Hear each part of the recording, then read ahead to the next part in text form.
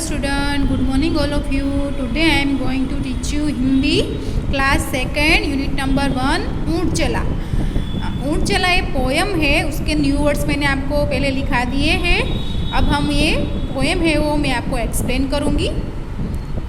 तो सबसे पहले बच्चों हम ऊँट के बारे में जान लें। ऊँट है वो एक टॉल एनिमल है, बड़ा एनिमल है।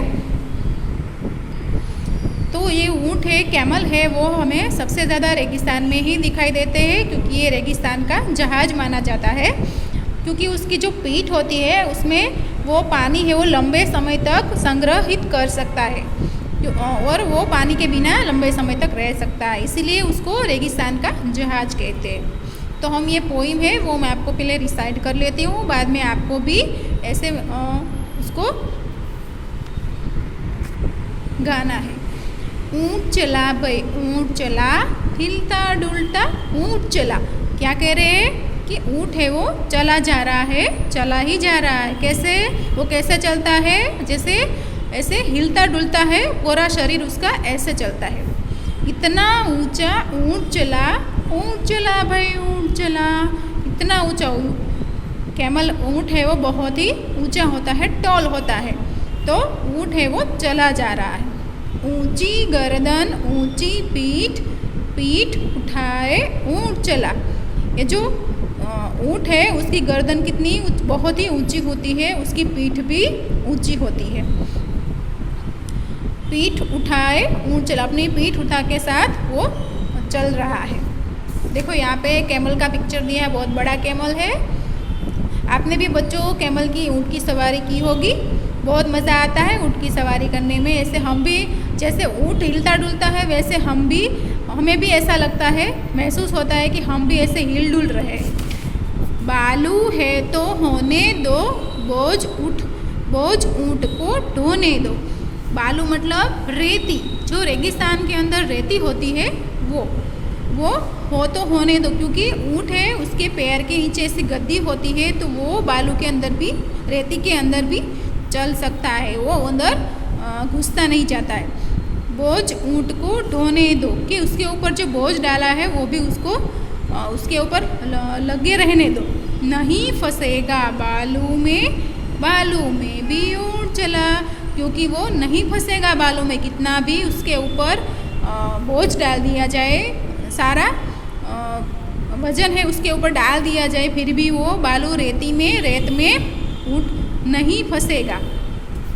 जब थक कर बैठेगा ऊँट, किस करवट बैठेगा ऊँट। क्या कह रहे हैं कि जब ये सारा बोझ, सारा जो सामान है वो उसके ऊपर ला देंगे तो वो थक जाएगा, फिर वो कहाँ बैठेगा, तो किस करवट में बैठेगा, ये क्वेश्चन कर रहे हैं। बता सकेगा कौन भला ऊँट चला भाई ऊँट चला। क्या आप बता सकोगे कि वो किस ओर बैठेगा? क्योंकि वो तो उसका कुछ पता ही नहीं होता है, क्योंकि वो थकता ही नहीं है। कभी उसका मन करेगा तो ही वो बैठेगा, वरना नहीं बैठेगा, चलता ही जाएगा हमेशा।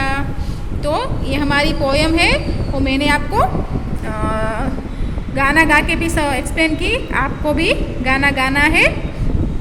फिर नेक्स्ट है झटपट कविता पढ़कर मज़ा लो। देखो ऐसे ही है, यही जो हमने अभी मैंने आपको पोएम रिसाइट की वैसे ही है। ये ऊँट ऊंचा, यहाँ पे लिखना है ऊँट ऊंचा। कुछ ऊँट ऊंचा, कुछ पूँछ ऊंची, कुछ ऊंचे ऊँट की पीठ ऊंची। देखो यहाँ पे क्या उसने लिखा है कि ऊँट है वो ऊंचा है, कुछ ऊँट है वो ऊंचे है, कुछ उसकी पूँछ है वो ऊंची है।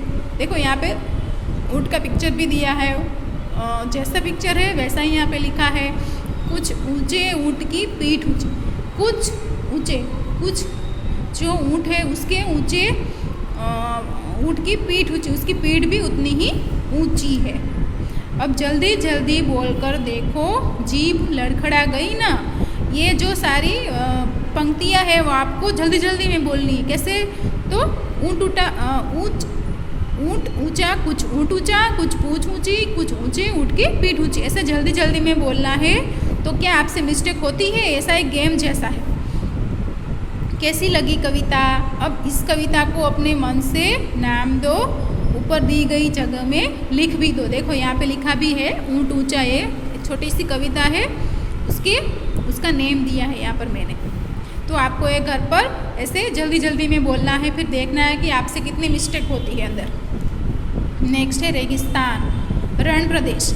देखो एक रेगिस्तान में ऊँट रेगिस्तान में ज़्यादा मिलते हैं। नीचे 2 चित्र बने हैं, सही जगह पर ऊँट का चित्र बनाओ। आपको देखो ये 2 पिक्चर है, एक तो रेगिस्तान का पिक्चर है और एक हाईवे का पिक्चर है। तो इसमें से कौन से पिक्चर में ऊँट ज़्यादा दिखाई देते हैं? तो ये वाला है। तो यहाँ पे राइट कर दो कि इसमें रण प्रदेश में रेगिस्तान में ही ज़्यादा ऊँट दिखाई देते हैं। बालू या रेत कहाँ कहाँ पर मिलती है? ये जो रेत है वो कहाँ कहाँ पर मिलती है रेगिस्तान के अलावा? तो समुद्र के तट पर मिलती है, रेगिस्तान में भी होती है ना। तो आपको लिखना है समुद्र के तट पर मिलती है रेत और रेगिस्तान में भी मिलती है।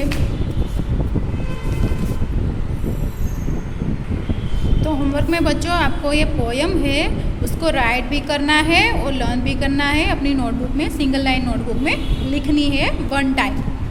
तो ये आपका होमवर्क है।